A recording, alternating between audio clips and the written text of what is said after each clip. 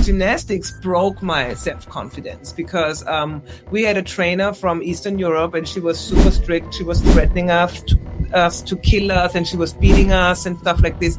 And I did not dare to tell my parents because my parents were so proud of me because I was this elite athlete and I was in a boarding kind of environment where I was away from home, preparing for the championships. And I was scared to tell my parents that I don't want to do that anymore because I'm so scared to death because of that abuse that I was experiencing. Yeah. So, Whoa, pause.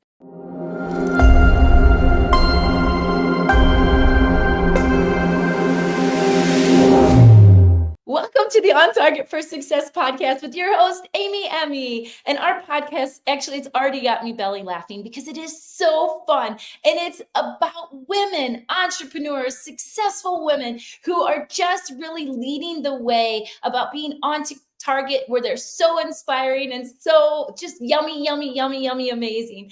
And it is with great pleasure that today I get to introduce the one and only, a true inspiration for me, Miss Tina Kaiser, all the way from Austria. drum roll! That's right. Of fit and fun. I just even love the way she says her name. Like she just oozes that yummy sexiness of like really being fit, really like owning it, putting herself in that place. So welcome to the On Target for Success podcast, Tina. Thank you for having me. Oh, I guess this is like, you're one of the top people that I really wanted to interview because for me, it is so inspiring, not only as an athlete, as a former coach getting athletes ready for the Olympics.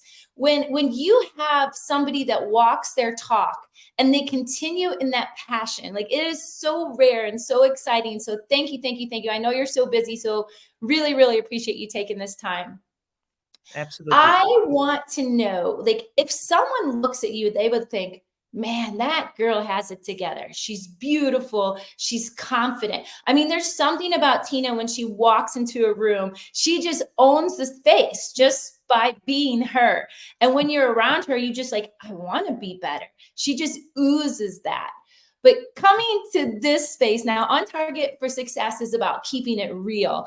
Because as women, we've overcome, especially when you get to our age, right? We've overcome so many things. So I like to break it down and really get real so women can see that if we did it, they can too, right?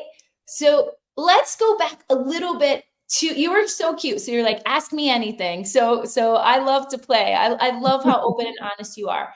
Can you tell me a little bit about like your journey? First of all, your beautiful accent. We can hear you're from Austria. But like as a little girl growing up, like how do you even get into fitness first of all? And then we'll get to the rest of it. Okay. Oh God. Little girl, that's so long ago. That's more than 40 years ago.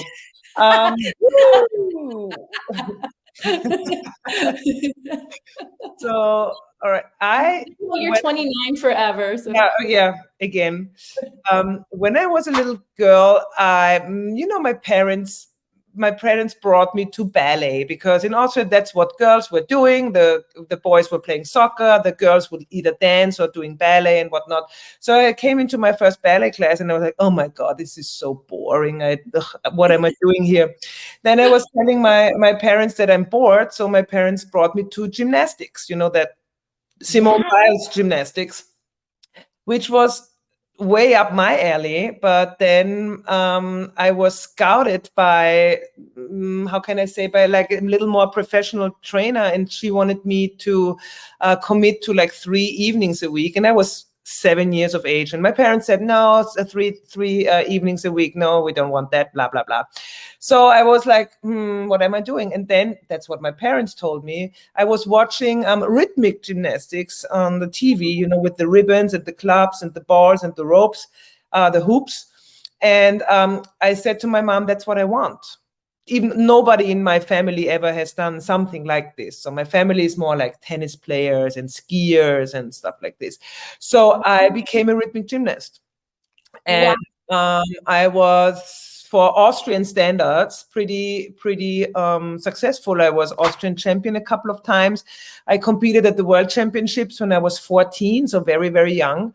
And that was actually...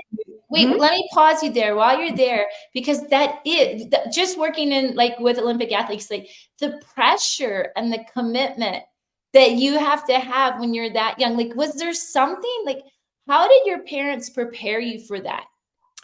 Oh, my parents did not really prepare me for that. You want the full truth, right? Yes, because I think when we break it down, you want the trauma, you want the bad news as well. So just in success, like you're an overcomer, honey. And I think, like I said, when people look at you, they're like, that woman, man, she's so confident. I could never be like that. Yeah. And they don't realize all the things that, everyone has a story that you overcome. And that's the part. But the funny thing is, everybody tells me that I seem so powerful and so self-confident and whatnot. Yeah. I totally feel differently. That's another thing. I mean, I'm 6 feet tall, so when I enter the room, I look maybe a little different than everybody else. But actually, the gymnastics broke my self-confidence, because we had a trainer from Eastern Europe, and she was super strict. She was threatening us to kill us, and she was beating us and stuff like this.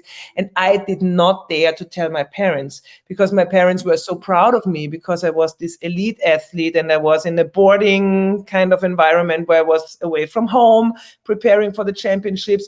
And I was scared to tell my parents that I don't want to do that anymore, because I'm so scared to death because of that abuse that I was experiencing. Yeah.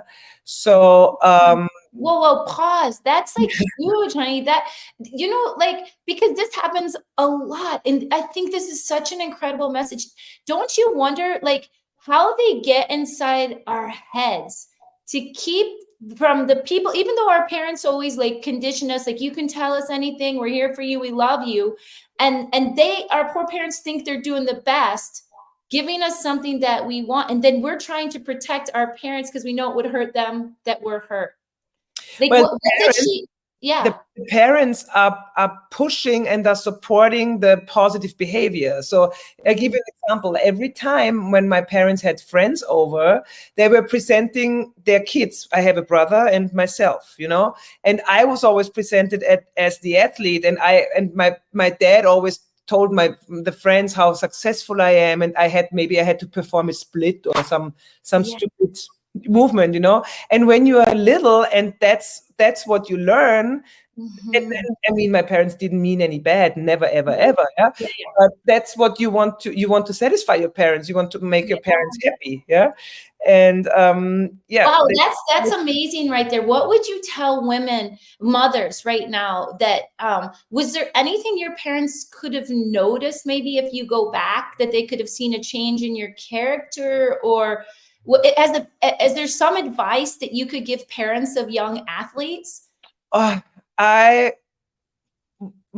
would just, if I would give them advice, I would really say, listen to them, spend time with them, ask them how they really feel, and don't stay on the surface. Very good. Yeah. So ask them about their feelings and not about their accomplishments. Ooh, I love that. Yeah. What's a good question, like, that if you can think, I'm putting you on the spot right here, but like, what's a good question that your parents could have asked you that would have got to your feelings? I'm trying to translate it from German to English, so I'm not sure if this is the right wording, but if you can ask, when your child comes home, you can ask, how was training? Which is very superficial for me. Or you can ask something like, how did you feel in that session? How do you feel with your trainer? How does your trainer treat you? How do you feel in your group? Very good. Those questions that go a little bit more below the brain level and a little bit more into the heart. And then maybe listen. Yeah, I didn't change character. I was hiding everything because I was always an achiever. My parents never had to force me to do my homework. I was sitting Saturday morning, I got up, my parents were asleep, and I did my homework because I wanted to do it. Yeah, you're just proving the way. I'm a Leo, it's just Yeah. it's just what I do. I want to check it off my list and be done with it. Yeah, I understand. Well, and that's the thing, like, as a mother, and also having had something to happen to me too, that, I hid from my parents as well through a trauma. And I always thought, wow, if there's something, I believe that everything we go through, right, happens for us, so that through that pain, we can contribute some type of gain. And so by you sharing, like, you may have reached a parent today that was like, wow, my kids, I've been driving them and I really need to get to their feelings. So thank you so much for using that experience. And that's what this show is all about, because you've become successful in spite of, right, abuse. And you've chosen to keep going and not let someone who tried to possibly break you. And like, what were the valuable lesson that you got from working with someone who was so tough? If somebody asked me what was the most intense time of my life that was bringing me to that point where I am, then I would always say it was the sports. Mm-hmm. It was not the school. It was not becoming an entrepreneur. It was not my university and my degrees whatsoever. It was that sports, because that really taught me discipline. Yeah. Mm-hmm. Yeah. Showing up even when you are not having fun. Yeah. Yes. Overcoming all the obstacles, because there's just no other way. I mean, you just go forward, and quitting is not an option. And you don't. And the generation I was raised, showing up is not enough. So you don't get a trophy for showing up. Yeah. Yes. Oh, thank you for that. Really, today, even those trophies mean nothing, right? Because they hinder the kids thinking that they're better than they are, and then they throw them out there. And yes. No, we didn't get those trophies, did we? We had some battle scars for there. This is really good. So then you took the gymnastics route. I love that little picture of you with the hoop where you were standing, and then the one you were standing on. We'll put that in. We'll add that in there. Where you with my cast, I had my hand was broken. I had a cast. See, even in spite of, like, so what was your favorite Olympics when you were watching? Like, who are some of your inspirational gymnasts that you would watch? Oh, I love the Russian ones. Back in the day when I was competing, they still had the Soviet Union. Yeah. And then they opened up the Soviet Union to like so many different countries, and all of a sudden you have two athletes from every country, and they were like so good, unbelievable. But I mean, they had a way harder upbringing than we had. I mean, because they were practicing 8 hours a day and went to school 2 hours a day, and we were going to school 8 hours a day and practice 3 hours a day. So it's like the opposite. Well, the sacrifice that you get, like, I love how you said, because it does break some people. And that's the thing that I'm always so interested in, is what is how the mind perceives the moment, where it can break you or make you harder. And you can have two people, like we do this in coaching all the time. Everybody receives information differently, even growing businesses and entrepreneurship. And it's like we're teaching the same lesson, but the stories that they tell themselves. So mental toughness is the secret to everything, isn't it, Tina? Oh my goodness. Is there like, well, how did you find it? So you got really tough, but then how do you balance that? Because sometimes when things are so hard and you have to persevere, then sometimes you go the other way and you like get out of touch with the soft side of you, with the feeling side of you, with the vulnerable side. Did that ever happen to you as well? I'm pretty sure that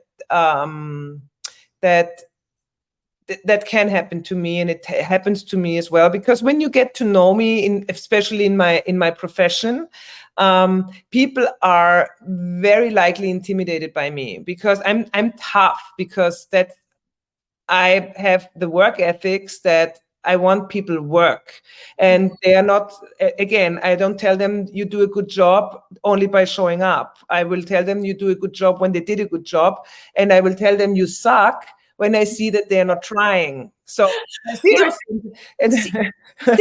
okay, so I come from a German family, and I think this is a little bit cultural too, and what I can appreciate about Austrians and Germans, because tell people this story all the time. So my grandfather, if you would show up, like you say, Grandpa, do you like my prom dress? If he didn't like it, he would say no. Yeah. And so we didn't think that was a bad thing growing up. We appreciated that honesty because we always knew where we stood. So Exactly. when you get in the real world and people are lying to you all the time, at first you believe them. And it took me a long time to figure out, oh, they weren't being honest. They really thought it was ugly, but they told me it looked good. Yeah. So yes. Yeah. So I wonder, like, that's a little bit, do you think that's a little cultural too? Absolutely. That's what everybody coming from America, my American clients are telling me. And I learned my lesson, in the beginning, I was like I am, and I'm pretty sure I scared a couple of people away. Now, if somebody comes to my gym and is asking me for, I don't know, information, advice, whatsoever, I always tell them how I roll. I say, if you work out with me, you get this. If you like it, you like it. If you don't like it, then there's 1,000 other trainers in this world that you can choose. I'm not gonna be here in order to sugarcoat you, because that's not how you will proceed and how you will have success. Yeah. Yes. So wait, this is so good. So, and this is why I was like, yes, when you said yes to come on here, I was so excited. Because I think right now we are such a crucial place, and you can attest to this because you've lived in Austria and you've lived in America and you've been in America long enough now to see the change in our culture. And for me, it's very alarming that we're like, it's such a crucial point that now more than ever, this type of attitude is so needed. It's like, woman up, women are not here to be wussies, like we can have children. I mean, the pain that we can endure and the amount that we don't even know we have until someone like you comes along and says, I believe in you. It's not going to be easy, but it's going to be real. And you're going to feel so incredible after you get through it. I just started a program, 75 Hard. Have you heard of that? Oh God, yeah, that's trendy right now. Oh yeah, well, and so my friend just challenged me, and because I'm up at 5 a.m. like you and I talked about, because I love that you come and you'll train here. I'm up at 5 before anyone gets up usually, so that's how I'm like working a workout. But it's great to have a trainer like you, because one of the things, if you don't know how to sculpt or if you get your muscles out of proportion and out of whack, you can do more damage. Absolutely. And not be balanced, and later on be over, training one set and not. So like, you are so needed and essential. Like we were talking about before we went right on the podcast here, if I could duplicate you, multiply you, I can't wait. Like my entrepreneurial brain is thinking of so many ways I want to do that. I think the world cannot handle more than 2 Tinas. And we need more drugs or more booze. Not everyone. We only want the right ones to handle too, right? So in your career though, so you had this tough, or this in your childhood, like growing up, so you had this tough coach that did abusive things, but like, who did you have as a mentor that like brought you to a level where you're like, wow, where you really learned about you and what you wanted to become? That's a question I cannot really answer. When I reflect about my life, my mom was a very influential person, even though she didn't do it on purpose. I remember my parents never sat down with me and gave me advice about life whatsoever. It's just when I have a very dear client, she's a very good friend of mine, and we have a lot of late night talks with a little bit of drinks. and we're reflecting about our lives, and she asks me a lot about my life, and just recently I just found out that mostly my parents were my mentors. Because I also have to tell you, my parents, I told something different in the beginning. My parents were the one who pulled me out of gymnastics. Oh, great. And I would never had the balls to do it by myself. But my parents saw how much I was suffering, because I give you an example.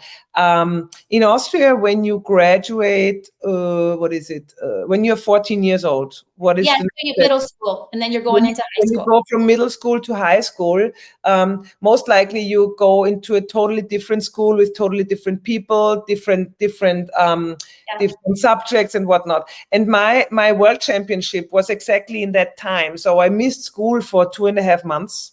Wow. And I came back after 2.5 months.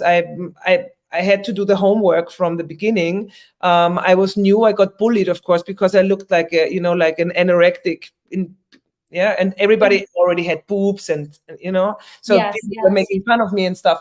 And I had to do the regular homework. So my day was like school from 8 to 2, training from 2 to 5, and then from 6 o'clock until 10 or 11 trying to catch up with school, and I was crying a lot because I was just overwhelmed, and I was asking my dad for advice because he was pretty good in math, so he could help me in math.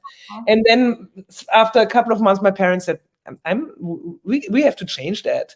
And I was so thankful because I would never had the guts to tell my parents. Yeah. Oh, yeah. Oh, that's so sweet. Yeah. So they came in and saved you when we couldn't save ourselves.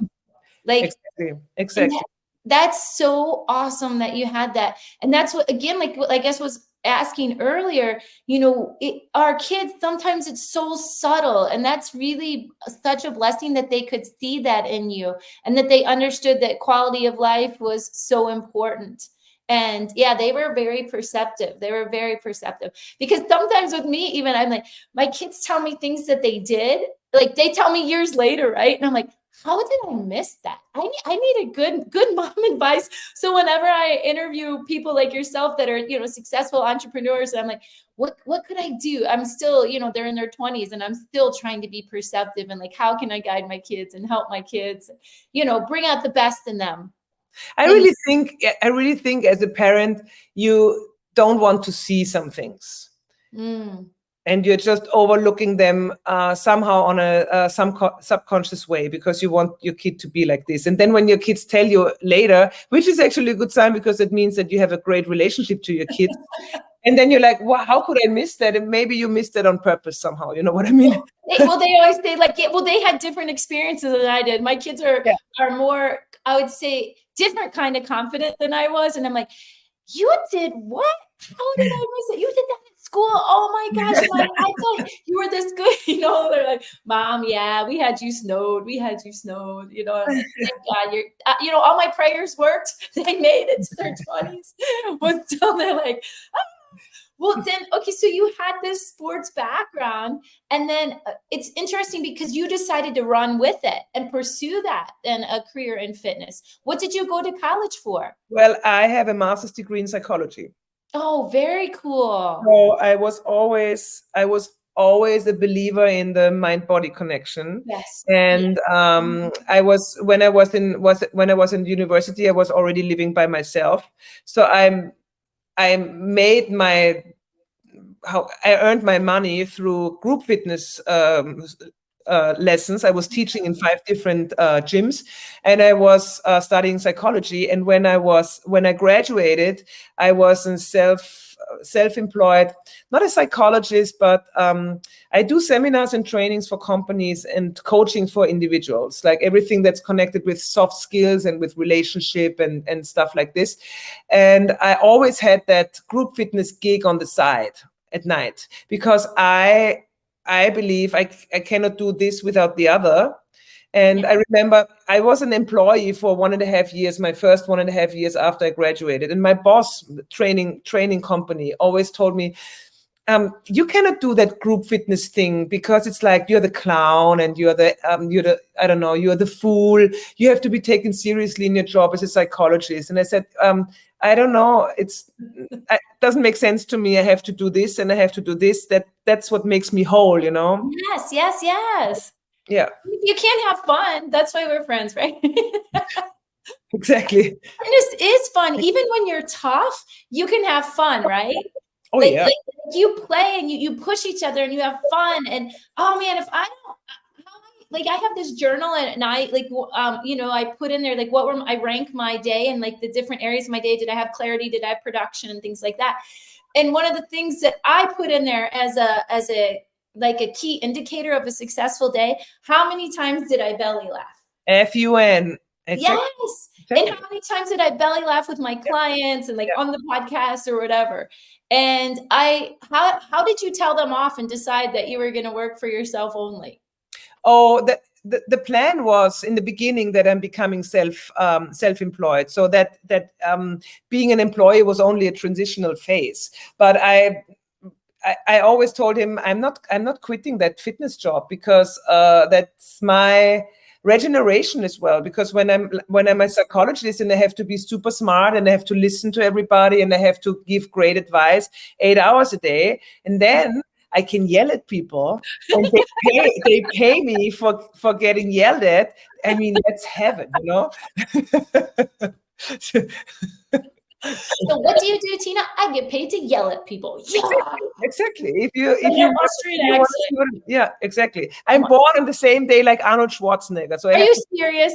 No, I'm serious. Yeah. You could share the birthday? Yeah. Yeah. So I'm playing that card, you know. Do it now. Yeah. You're the girl Arnold. So we got the Tina. Oh my Tina, yes. That's so cute. I got a funny story. When my daughter was 2 years old, he had that movie, remember Turbo Man?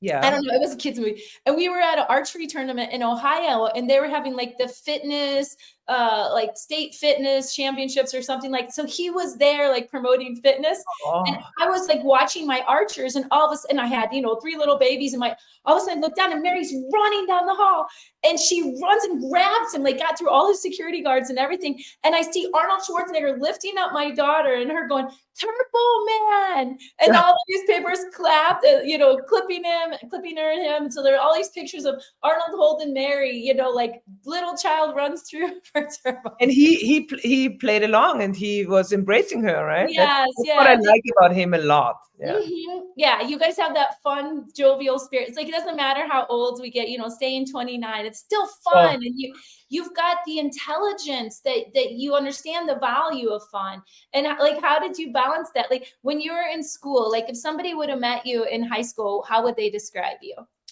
Oof. I think I was pretty nerdy. I was never with the cool kids. But you're so cool. They just weren't cool enough, or what? I don't know. In Austria, we have a little bit of a different mentality which I sometimes really don't like. We are not so supportive like the Americans. So when you ask me what were your accomplishments, and I say, well, I was very, very good at my sports, then the Americans say, oh yeah, awesome, crazy, yeah, how was it? What can I learn from you? And the Austrians say, oh, yeah, well, that rhythmic gymnastic is not a really, really great sport, right? So we have this jealousy and envy and naysaying. So and since I was always an athlete ever since I was in second grade, I was always kind of an outsider, because the kids were playing after school and I had to go to training, Mm-hmm. But I think that's maybe one of those things that are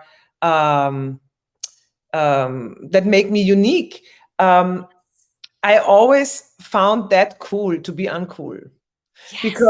Because I always found other people who are uncool, and we were forming a little group and we had our own fun, Yes. And so the other thing, my mom is from Germany, and I'm born in Germany, and my brother and me, we came to Austria. I think I was 5, he was 7, and we had a very, very German accent. And Austria and Germany, the Austrians don't really like the Germans.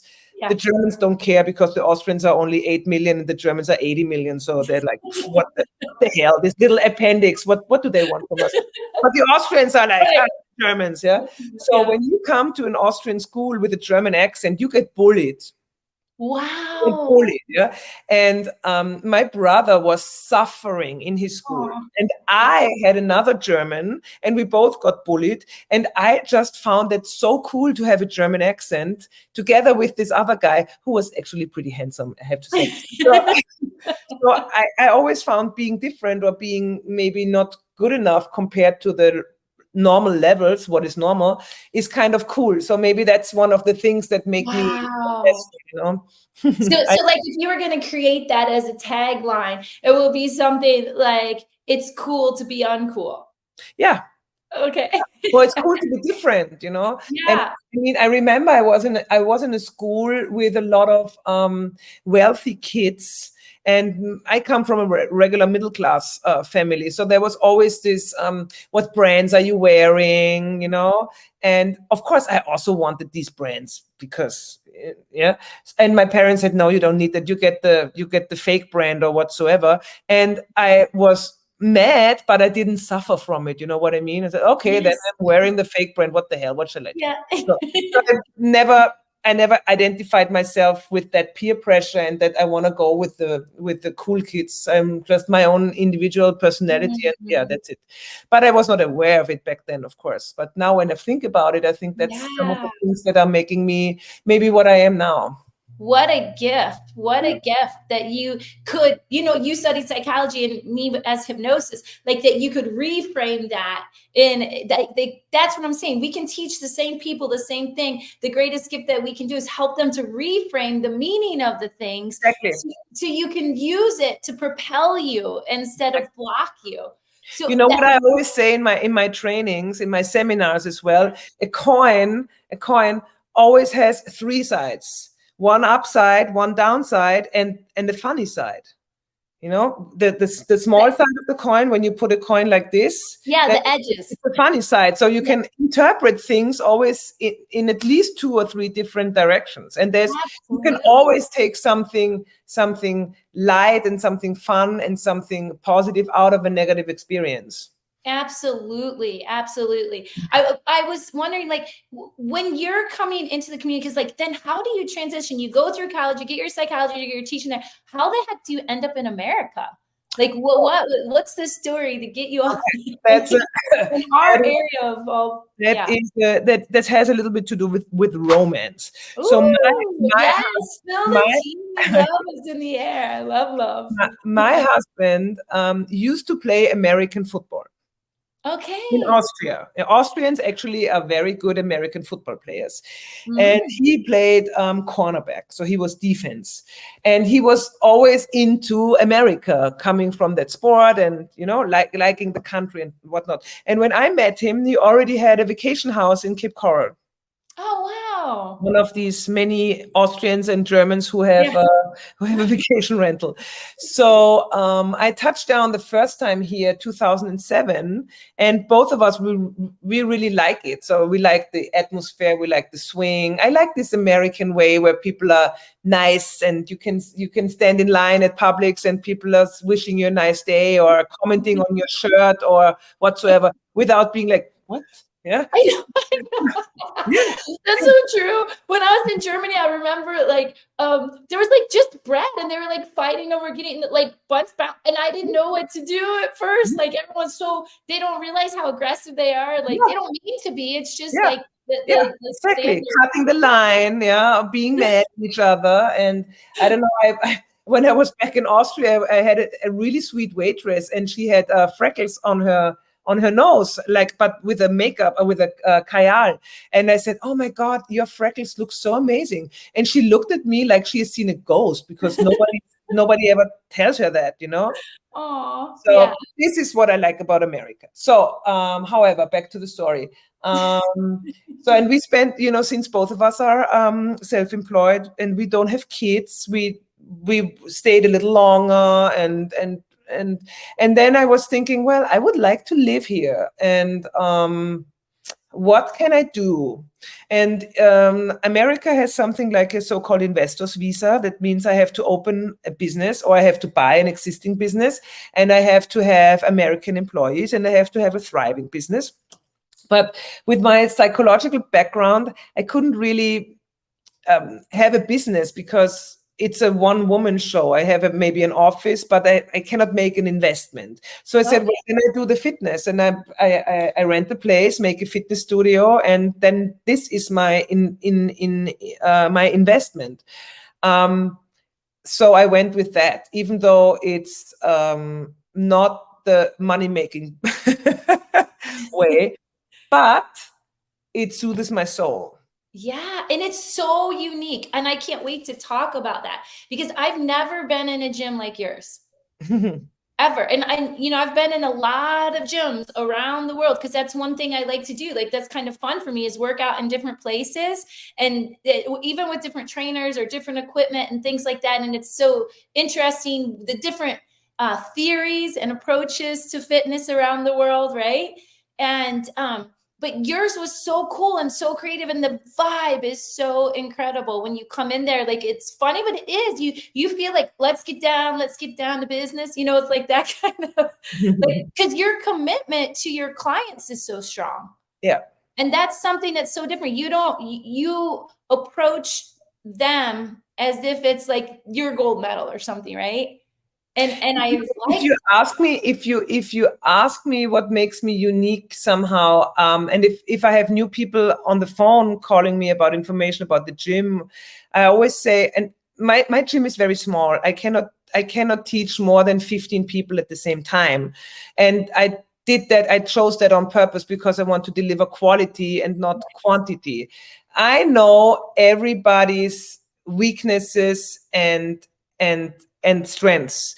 I know who has to modify what. I know who sucks at what. I know who is great at what. So when you come to my gym and you take a class, it's almost like you get a personal training, because I call you out. I say, Amy, you can do that better. I know it. Yeah. Yeah. And like the character that you're building within everybody, to not let them be afraid to be called out, but to actually embrace being called out, because it means they have room for improvement and they're dedicated to living their best life. And I even from your floor, like, talk a little bit about why you picked that design, because from an entrepreneurial standpoint, right? Like, there's so many women out there that maybe want to get into, having a gym. They also like fitness, and I think there's such a beautiful way that you approached it. You used every bit of space to the fullest. And I'll put some pictures in here, that people can see it. Yeah. My floor, which is the most expensive thing in my gym, the original idea was something different, I have to confess.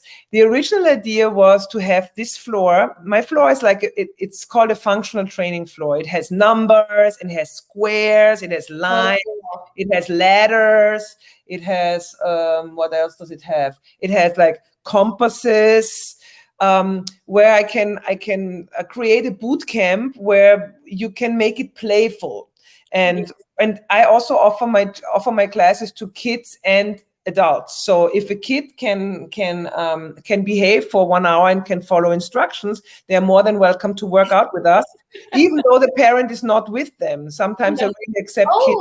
Okay. Oh yeah. I have a little tennis player who comes 3 times a week in off season, and I had him since he's, I think, 8, and now he's 13, and he's so cute. But I also have, sometimes I have 4-year-olds when they work out with their kid, with their parents. So that the floor is very appealing to kids if you want to make something a little more playful. And that's why, I picked that name, Fit and Fun, on purpose, because I totally believe in it. I totally believe that workout has to be fun. Otherwise, you're losing interest and you're quitting, and then you're starting from square one again. And especially when we are getting older and older, taking a break or quitting and then starting again, it throws us so much further back than when we were in our 20s. Yes. I traveled a little bit, and that happened to me. Or when you're working on your business, you got to, that's why I do 5 o'clock, because if I don't get my fitness in first, then that's the thing that fails, because I'll get into work and then it's like, and then you feel it. You don't sleep as good that night. All those things. You don't even function as good through the day. Yep. But even coming back to the uniqueness of the gym and the uniqueness of your training, because I love watching how vulnerable you are. Like you so walk the talk that you're even showing, like, when you're learning new things, like your handstand. Let's talk about that for a second, because see, you even tell yourself when you're keeping it real with the one and only Tina Kaiser. So, right. now. Tell us what you're learning. Like, because I like how you push yourself to new fitness goals. What is the goal for 2024 for you? I don't ask me why I had that idea. I'm asking myself, oh my God, what was I thinking? Yeah? I thought I'm going to learn a couple of new things. First of all, I want to learn how to do a press to handstand, which is a gymnastic skill, but not a rhythmic gymnastic skill. So rhythmic gymnasts like me have no upper body strength because we never use our upper bodies. We are only throwing hoops and clubs in the air. We don't need anything like upper body strength. So for me, creating strength is really, really hard, especially with my height, because I have such long levers, you know. So I did my first pull-up like 3 years ago, and that was a big struggle for me because I'm also heavy. I'm not only tall, I'm also heavy. And wait, that's inspiring. I'm going to pause right there. Last year when you were 29, again, really, if you could be so kind, because inspire me, because my son's like, wow, wow, you know, he's 20 and he's doing these pull-ups and he's like, Mom, can you do a pull-up? And I'm like, I've never been able to. So that you did that, because like, I'll take the stool or I'll take the steps and I'll hang, but I can't seem to get the chin over. So that you did that inspires me. Oh yeah, thank you. And it was a long journey, but I followed a specific program, which was really great because it's no more than 10 minutes a day. And oh man, I was so sore and it was so painful. And I mean, getting up that first time really without cheating and without swinging was like, hallelujah. Yeah. I can't wait. So the problem is you have to practice, because otherwise you're losing it again. Yes, yeah? and the older I think you just have to be tougher, ladies. Like the older we get, the tougher we become, and the tougher we have to be. And the question on that, like, because this is something that I learned, like speed, strength, and stretch.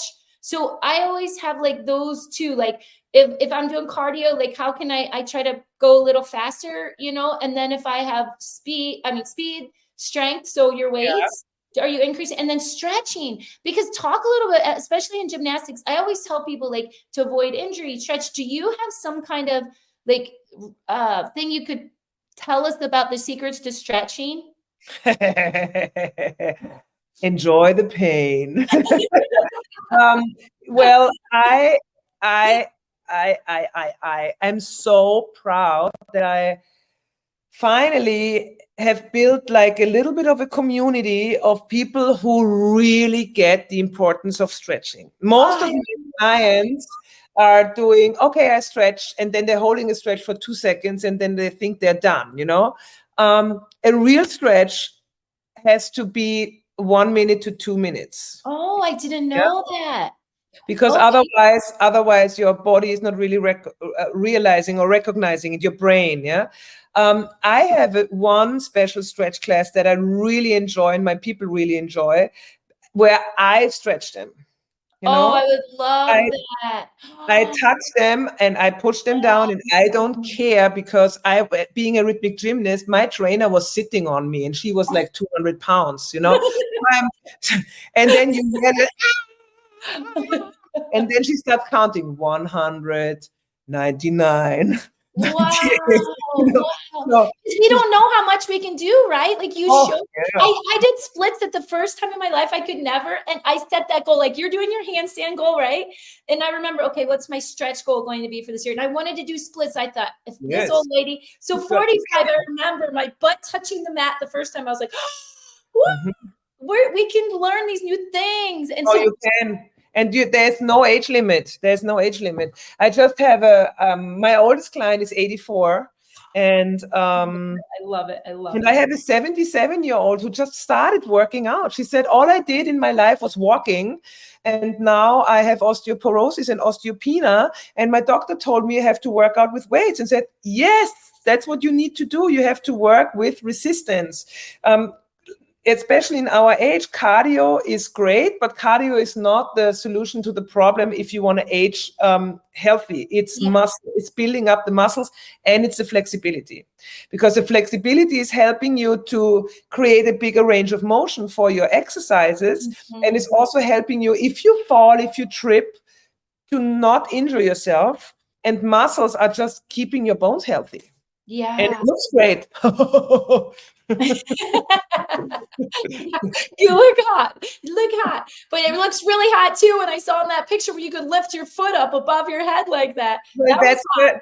that's the rest of the last 35 years being a gymnast. Yeah, I still can Yeah. do the splits, but I mean, my splits look bad compared to what I was able to. But hey, Hey, right? Exactly. We can keep learning. Now I'm so inspired. So if they're like, oh, I have so many questions. This is so fun. So tell me, like, you've told me a little bit about camps, but what is you like if I'm going to come to your camp, right? What are you most proud of? When I come in and I've never worked with you before, and I get into, the one and only Tina Kaiser and at Fit and Fun, I come in, what do the clients usually come in like? what do And you then, mean? I don't understand that okay, question. so what do the majority of people come in for? Do they want more energy? What do you notice, especially in America? What are most people challenged by, and the reason they start coming to the gym? And then after they work with you, what's the thing they notice the most quickly is working with you? Okay, so most women, and I hate to say it, want to work out for the visual effect. Yeah. Like they want to look better. They want to lose inches. They want to lose body fat. What I really found out, and that's something that is different to where I come from, a lot of Americans, they commit to a couple of weeks or a couple of months, then they lose weight, then they fall off the wagon for whatever reason. And then they come back after a couple of weeks and all of a sudden they weigh 20 pounds more. So that up and down is for me really intense. And that was something that I have never experienced in Europe. But also we have a different diet in Europe.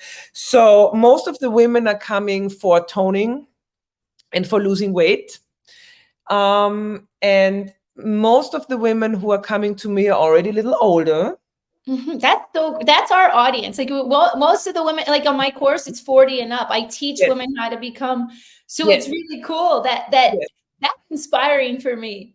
Yes, and they had they have the kids, they have a busy life and whatnot. And I always tell them, because most of them are misinformed. Yeah, because they still think that they have to do like 120 minutes on the treadmill and running and whatsoever, and then they're gonna ruin their joints because they've never done high intensity cardio before, and then they quit, and then you start back from square -2 instead of square one. I always tell them, if you want to get in shape, you have to lose body fat, and you lose body fat by building up muscles. So you have to lift weights, or you have to do resistance training. Yeah. And a lot of women still believe, oh, I will bulk up, I will look like Hulk when I only touch a weight. Really? Yeah. Oh, yes. Afraid of that? Are women afraid of bulking up? Yeah. Yeah. Wow, I've never heard that. That's really interesting. But of course, I've never been, fitness coach. So they're afraid to bulk up. Wow. Yeah. They want to get big, but then, and it's really hard for me to convince people to stay committed, because most people want the wonder pill. Yes. They want to lose something in 3 weeks that they have gained maybe in 30 years. Yes. I mean, maybe they hate me for it, but I'm very direct. I say, okay, that goal is unrealistic. Look at the belly. That belly didn't grow overnight. That belly came for at least 3 to 5 years. You cannot lose that belly in 3 weeks. That's just get it out of your system and be real. Yeah. And some are just leaving because they're not the right fit for me. You're like the movie, You Can't Handle the Truth. But that's so great. That's why I love you as a trainer, because you don't BS people. That says you're really in it because you really care about them. I want to look myself in the mirror every morning when I brush my teeth. That is my credo. And even when I'm broke and whatsoever, I don't care, because I'm living my truth. you know. Yes. And if I would be a money-making machine, I would tell everyone, oh, come to me, I'm the best, I can help you. And if they don't get the results, I can blame it on the diet. I can tell them, oh, you need 50 more personal training lessons. And I just don't do that. Yeah. Well, because and I think no, that you are a money magnet. That's why you met me. No, we're ready. We're gonna change all that. And the fun part is it's so rare to find someone like you, Tina. It's so rare. You are such a diamond in a world of coal. And this, I think, as women listen to this, your phone's gonna be ringing because they need to hear the truth. Right? There's enough of the world that lies to you every single day. Every single commercial is lying to you, every single gimmick.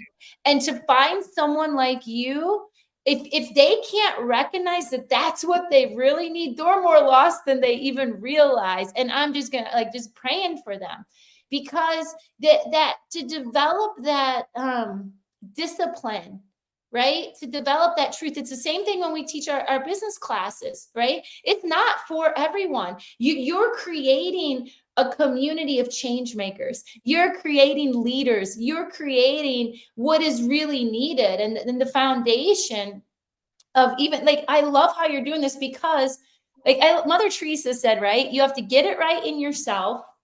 Then you get it right in your family. Then you can get it right in your community, and then attempt the world. But if you're not even in alignment with yourself, get help, so you can get right with yourself first.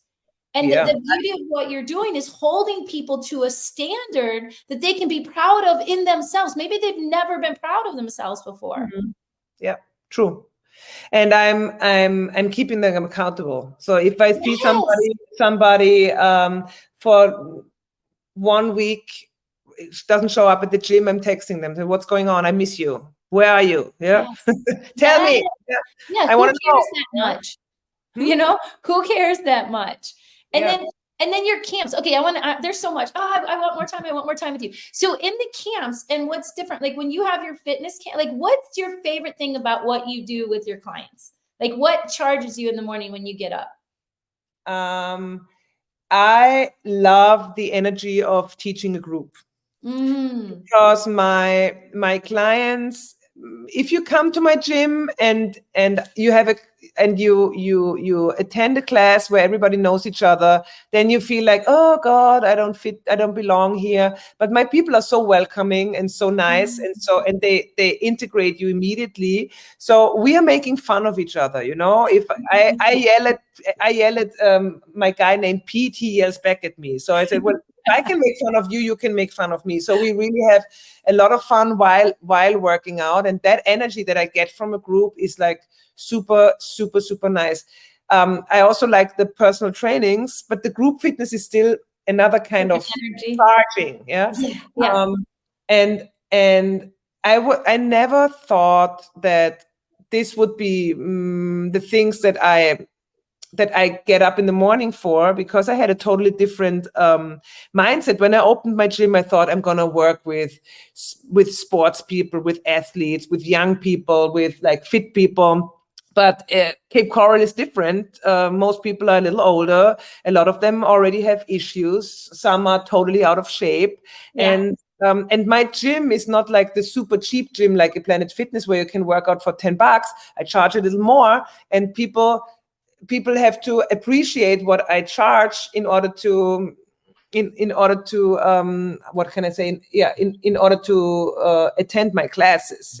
Because I'm not quantity, like I told you, I'm quality, and not everybody. You are such quality. I have a question around the group classes though, because I noticed, and I specifically did this when I'm teaching my seminar webinars. I do it for women over 40, and I have a lot of men that say, Amy, would you please teach me? I know you're really good at business, and I really want to learn this or master this. I'd like to do this too.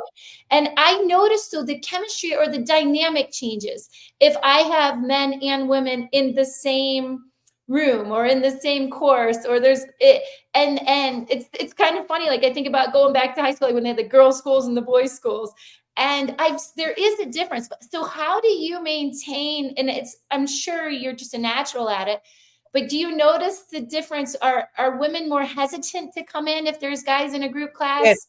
Yes, they And why are. do you think But that is? my guys are so great because I make fun of the guys the most. And then it makes the women feel more comfortable. Okay. You know?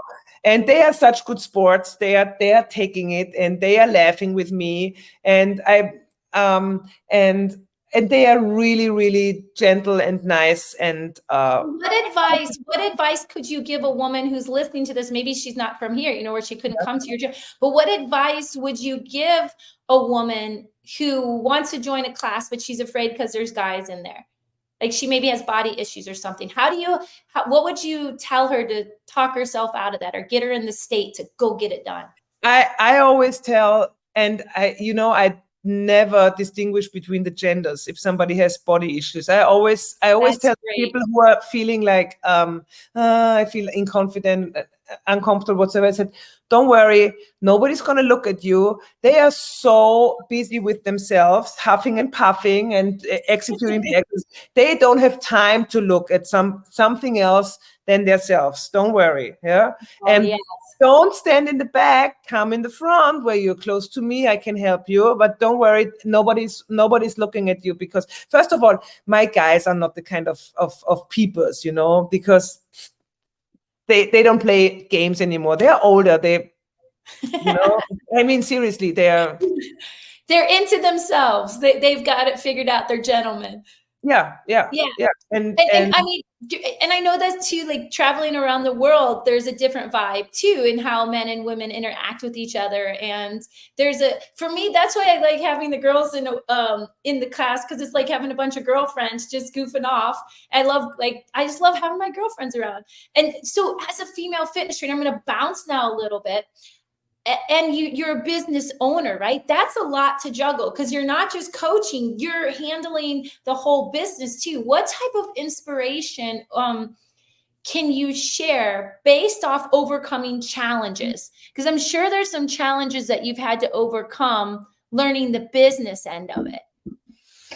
Oh my God. If there's a woman sitting out there and she's like, I think I want to have my own fitness studio, what are some of the things that you could advise her? So first of all, have enough money on the side that you can live for at least 1 year without any income. Okay. Yeah, good advice. Second of all, don't expect your business to take off from day one.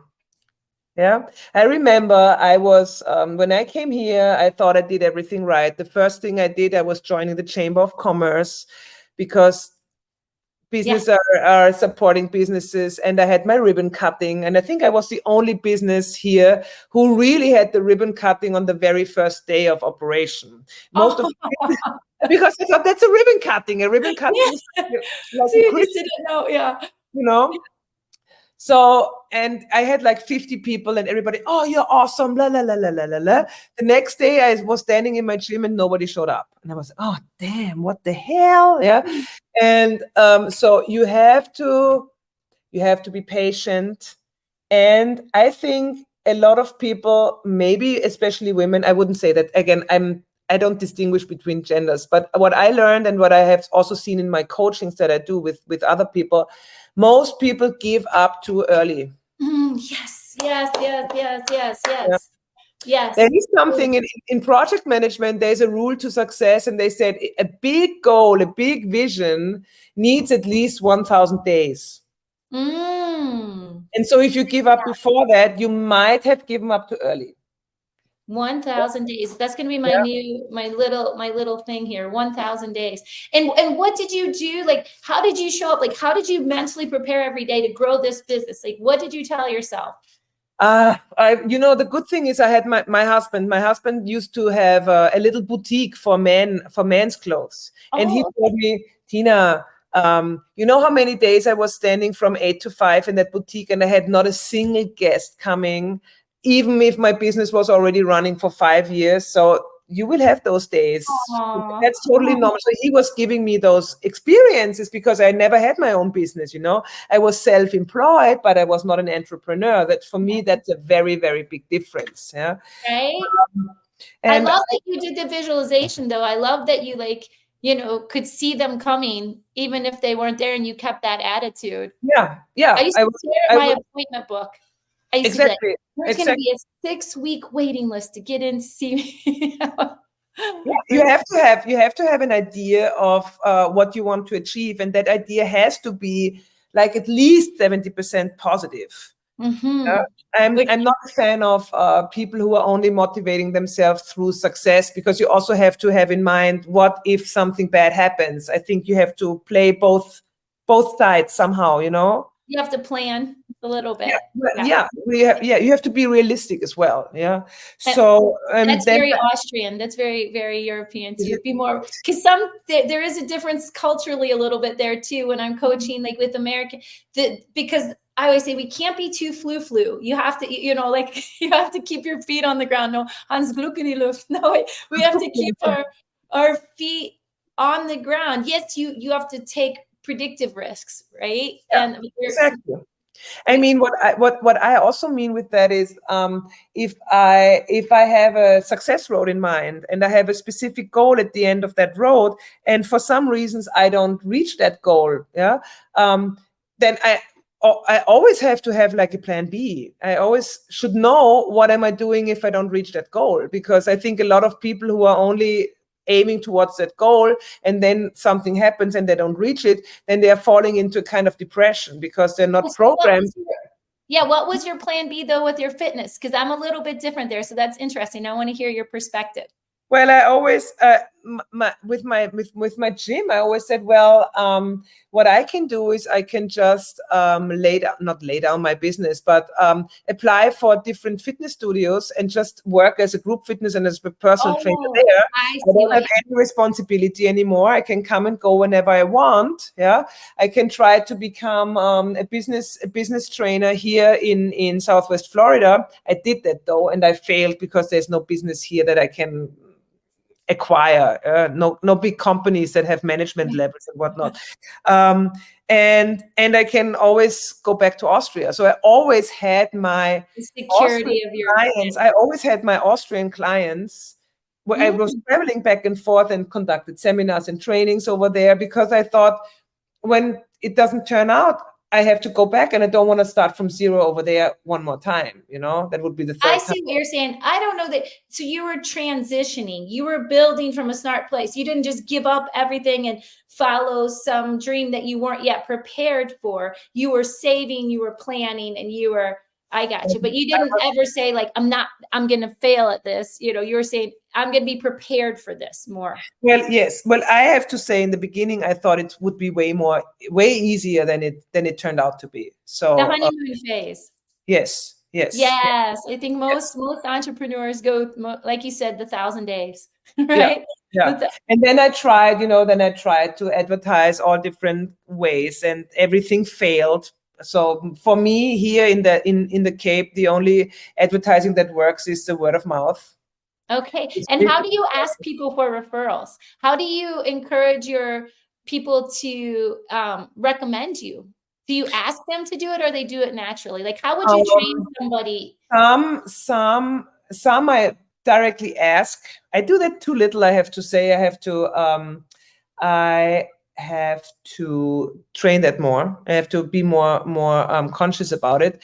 Then sometimes I have little posters on my door that says, if you like the class, please leave me a review, because reviews are working great. Yes, your reviews are great. You have 5-star reviews. I checked them all out. Everyone's really happy with you. And I don't have a single fake review. Yeah, right. That's the thing to let people know. Her reviews are real. Like even coming back to that, because it's so smart. Now I always check before, even when you go out to eat or whatever, who's got the good reviews, right? What would you say? This is a little bit different now, going in a different direction. What would you say to encourage a woman who's maybe on the fence about working out? Like, what does it mean if she doesn't work out? Like, what is she really looking at if she doesn't take care of her body when you get to be our age? Well, you're disintegrating. Yeah. Thank you for the truth. We're already dying, right? So what are the benefits? Like it's incomprehensible for me, just because I love to work out so much. It's like breathing or eating, laughing. it's like, well, how do you, like, let's dialogue. I'm a woman here and I'm just like, oh, Tina, I don't think I can do it. I'm 51 years young. And how do I have the time? And what's a good conversation you'd use on me or to get So me? first of all, and maybe that's also something that sets me apart from the rest. First of all, I'm asking my clients what is their goal, and if they can specify their goal. Okay, let me see if I can. Let's play. Okay. Because Okay. I'm looking, I did this, I'm starting the 75 hard, and I'm always liking to learn to improve fitness. Mm-hmm. So my goal right now is really, I've noticed that my strength has deteriorated. Okay. So when I used to have no problem lifting it, and I was in a bad car crash too. So I am like, it's been a couple years, but I noticed after that I lost a lot of upper body strength because I broke my ribs and my sternum. Mm-hmm. So like I used to be able to lift a 50-pound bag of dog food, and now it's like I have to drag it, can hardly lift it and move it. So I hate not being able to do what I want when I want. So that is, for me, if a client comes to me like this, that is a very, very specific goal that I can work towards with somebody. Okay. Because that's also very, very realistic, because I always try to shift the goals from looking better to feeling better or performing better. Because the greatest accomplishments for my people are, I have a horse riding client, and she said, I finally can lift that heavy saddle on top of my horse. Yeah. I finally can lift that I can carry that 50-pound dog food again. Yeah. I don't know, I can put my overhead luggage into the overhead department. Yes. Bend over and I can tie my own shoes without sitting down. These things are so much more important than, do I have 1 inch more here, 1 inch less here? Yeah. Okay. Yes. And in the vanity area, I think I sit on my butt too much, and I would like to be able to still bounce the quarter off. And that gets to be more and more difficult. I feel like I work out so much more to get such little returns as I'm getting older. Well, this is something that I would have to investigate a little bit more, what exactly you are doing and in what intensity, because usually if you want to develop strength, you have to be consistent, and you have to do a specific program for at least 2 to 3 months, the same routine, so that the same movements, so that you are able to lift more weight. Yeah. When your goal is to become stronger, what people are mostly doing wrong is they are going to mix and match those workouts all the time, and they work out sometimes too often. So they don't have their resting periods. Because when you want to get stronger, you have to give your muscle 48 hours recovery time. Oh, I'm totally doing it wrong. Yeah. So if you want to accomplish a pull-up, and you want to work on pull-ups, and you are pulling really hard, you use really heavy weights, or whatsoever, do really hard rowing movements, then, and you do it the same day again, you are decreasing your strength on the long run, because you are not giving your muscles the break that they need. You can do cardio, you can do core, you can do legs the next day, but you should not do the same routine on 2 consecutive days. Okay. So sometimes less is more. Yeah. Sometimes less is more. Oh my God. So I'm going to have to just continue this with you, because I'm so excited. When you're having people, like if they're not able to train with you in Cape Coral, or because I know we're building this, we're going to build, I can't help it. I want more of you. So I want to build like an online platform for you where everybody around the world can train with Tina. Yeah. Good.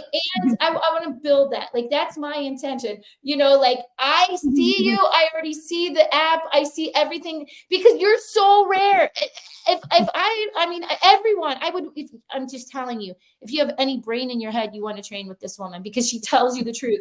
So coming back to that, just the inspiration that, like, you've got me on fire.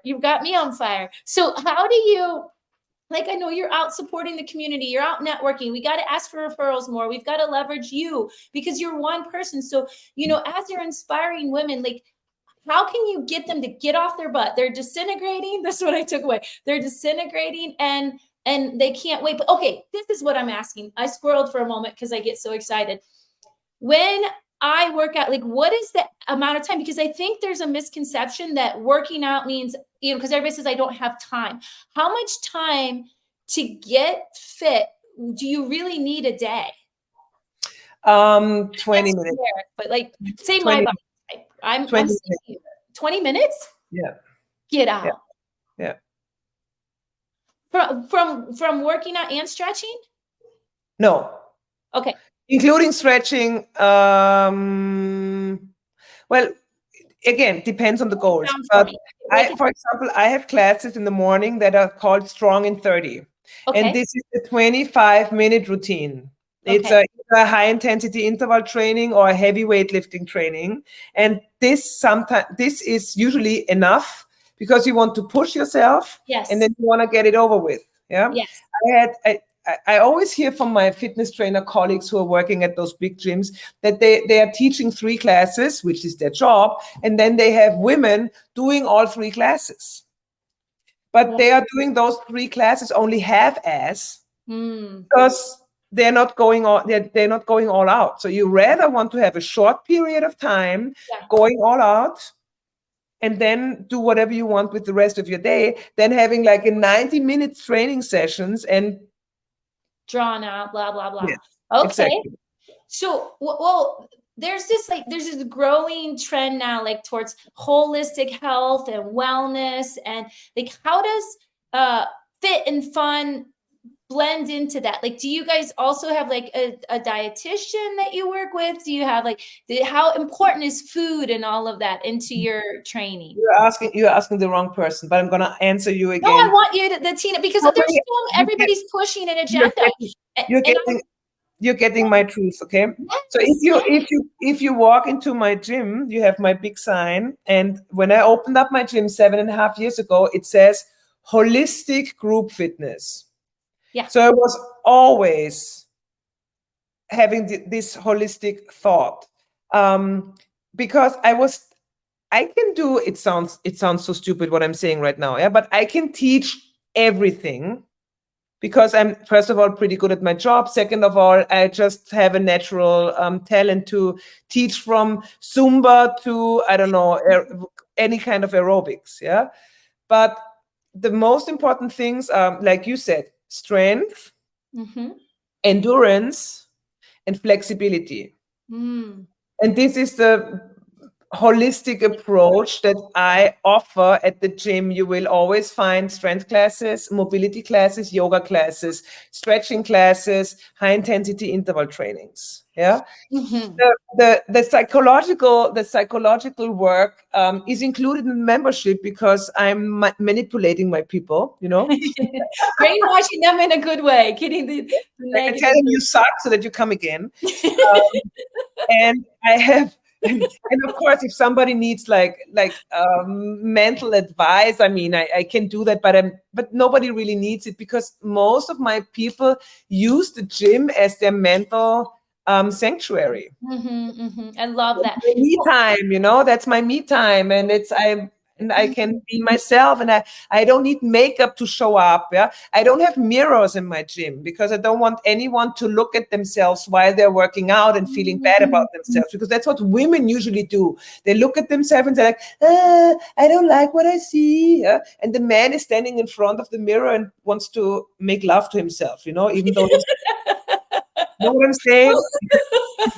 It's so true. Yeah. That's so true. Oh my God, I love you. Oh, you're so awesome, Tina. You're so awesome. Regarding diet, of course, everybody tells you, and that's the hard truth. You cannot out-train a bad diet. Wait, I've never heard that. Wait, say it again. Say it again. Cannot out-train a bad diet. Cannot out-train a bad diet. Woo! Yeah.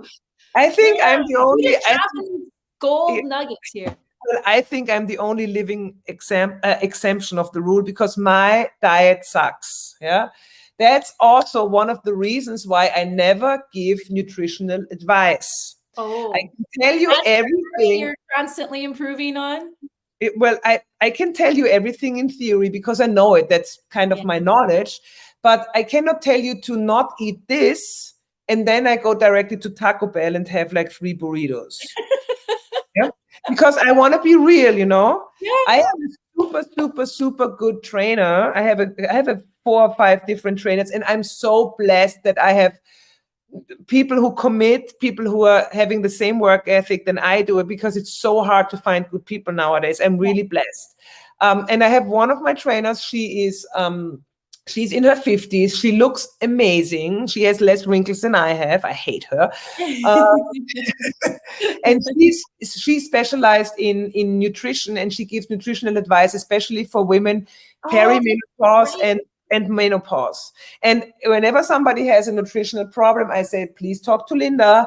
Don't talk to me, because I'm going home and eat my M&Ms. I love you. I really, really love you. See, she will tell you. It's real. So, okay, coming back. Oh, I wish we had more. I keep saying this. I wish we had more time. I could just talk with you all day. So coming back to the whole, okay, I'm getting in my mind now. I need 30 minutes a day. I need to give rest.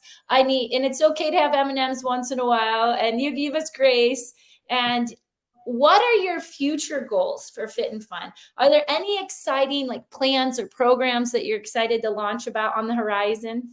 What we just started to do for the very first time, because I never wanted to do it, but I have a new super, super energetic and motivated trainer, and she's going to start a fitness camp for kids in the summertime.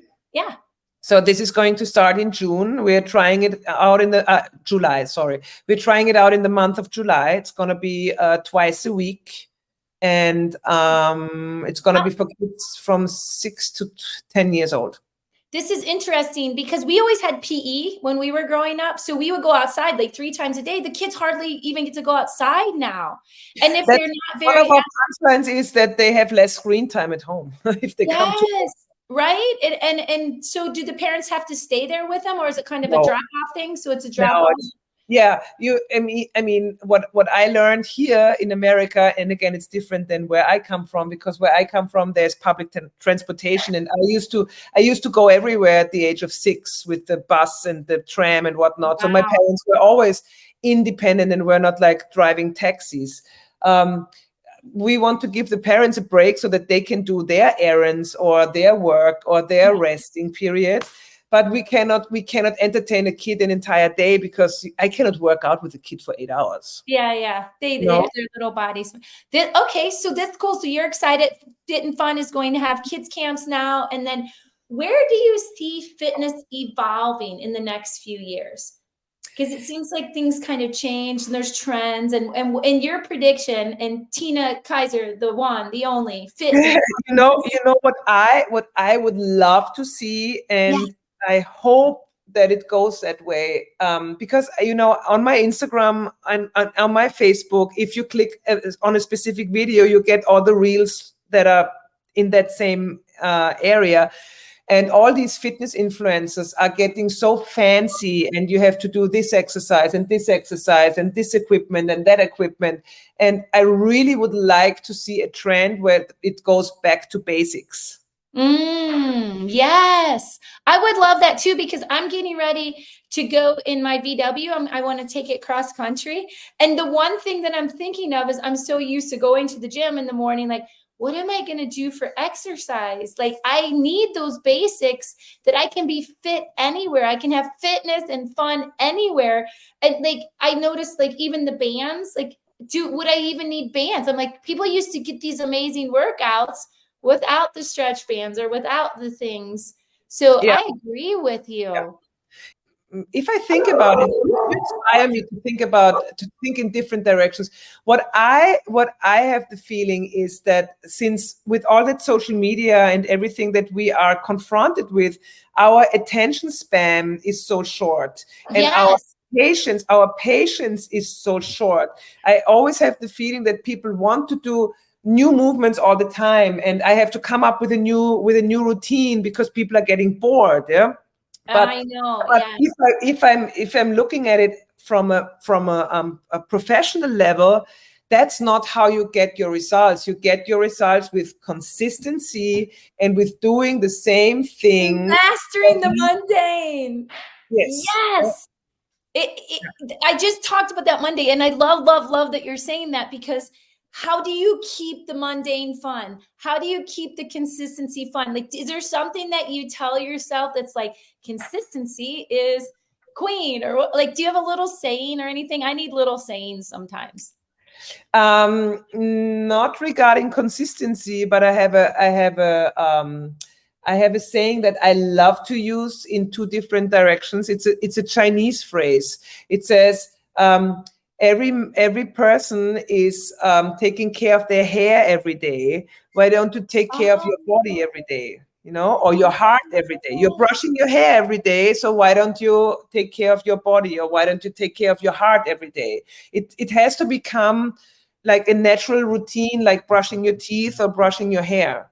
Yeah, I love it. Okay, so I need my 30 minutes of fitness every day. So just after I brush, you don't even need it every day. You don't even need it every day. You need you sometimes you're better off with five times a day. 5 times a week, you mean? Sorry, I do 5 times a day. Which is also not good, because my body's inflamed with all that workout and my bad diet. But that's another thing. 5 times a week, yeah.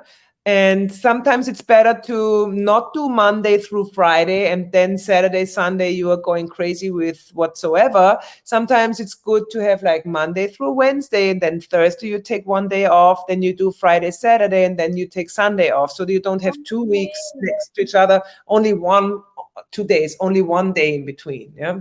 But it all depends what kind of workouts you do, how intense your workouts are.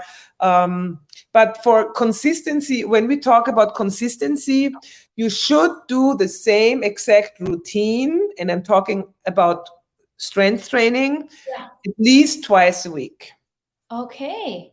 As we're building. As what? I love the balloons. As we're building. Where did they come from? I didn't do it. You did peace. It's so fun. Yeah, I don't know where these settings came from. Yeah, that's funny. Yeah. It's celebrating. Yes, she's right. She's right. Consistency. Yeah.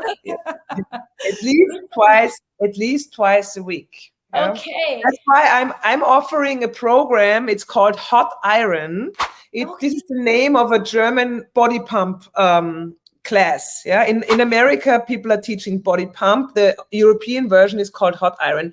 And I offer the same class 2 times a week. And my trainer Linda is offering the same class 1 time a week. So you have 3 days a week, the opportunity to do a barbell and a weight routine where you get the same exercises all the time, and then build up your strength and increase the weight on the barbells. And all the other classes are mixed because they're not focused on building up strength. They're focused on increasing your flexibility, learning those functional movements, getting more endurance and whatnot. But for strength, you need a strict routine.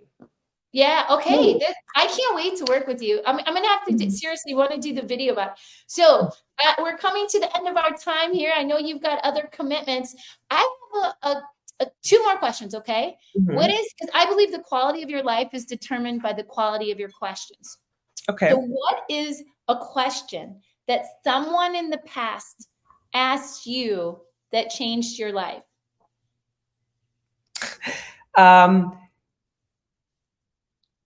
Are you doing this for you or for somebody else? Ooh, I like that. And who was that person that asked you that? I think it was one of my coaches or therapists. I don't really remember who it was, but when you sent me those questions that I can read, I was like, God, that's the worst question ever, because that's so hard to answer. But it came back to my mind. It was that question. And that's also a question that I would ask my clients when I have a personal client and he or she's coming with like, I have to lose 20 pounds. And I said, do you have to lose it or do you want to lose it? And why do you want to lose it? Are you doing it for you or are you doing it for somebody else? Yeah, for the doctor or for the husband or for whatsoever. that I don't even have to, I don't think, ask my next question, because I like to leave it where like this guest rolls into the next one. And since you're a fitness trainer and you're passionate about that, like that would be a good question. Also, I would say, okay, what would you ask somebody that would make them want to take action and move into their fitness? But that's kind of a good one right there. Are you doing this for you or somebody else? That's a great. Why do you want to do it? That's, for me, that's a very important question, because I can learn so much from the people when they're giving me that answer, and then I can come up with a workout routine that suits them, and with a like kind of motivation that is fitting to that person. Yeah.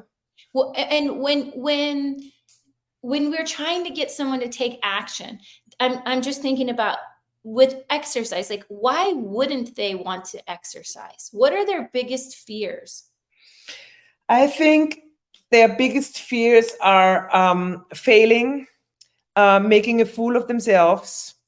A lot of people who come to me used to be active, and then life happens. And then they do classes or training again, and then they find out, oh my God, 10 years ago I could do 10 push-ups, now I cannot do a single one, and then they quit. I always tell my clients, you have to train smart. You have to train according to your age and according to your fitness level and according to your body type. I cannot expect from a 200-pound person to lift the same weight or to get off the floor as easily as a 120-pound person. They have to lift way much weight, so they have to be way stronger than a person who is skinnier or weighs less. Yeah. And don't compare yourself with the others.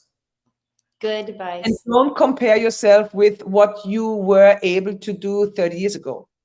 Amen. It's here and now. Here you are. You are strong, or you are weak, or you are in the middle. Take it. Don't bitch about it. No whining. Rule number 2, no whining. Yeah. Rule number one, I'm always right. Yeah. Rule number 2, no whining. No room for whining. Yeah. Get over it. Yeah. Whining is a waste of energy at the gym. Yes, it is. Yes, it is. And so as we wrap this up today, it's so inspiring. You are so on target for success. What's one thing that you would like to, do you have like a tagline or something that you would like to say as like a parting words of advice? As Nike would say, just do it.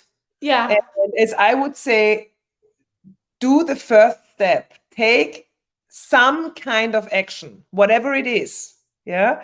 If you have a fitness goal or a health goal, try to break it down in small pieces and do that first action within 72 hours. Okay. So, for example, if your goal is you want to run a 5K, yeah, you have no idea how to do it. And one of your first targets would be, I don't want to train alone. I want to find a running group. Then the first task is go online and look running groups near me. And that's a very, very small task. Yeah. And if you do this little task, then you can also do the rest. So don't build a mountain, build small little ladders. Yeah. Love it. Love it. Love it. Love it. I know that my task is to get stronger. So I'm going to reach out to a fit and fun trainer. Do you know anyone? Do you know a Tina? What would Blake do? Oh, I can't thank you enough. It's been such a pleasure. And you really are fit, and you are really fun, and you really are on target for success. And thank you, the one and only, again, Miss Tina Kaiser. Mwah. Thank you so much, Amy. Thank you.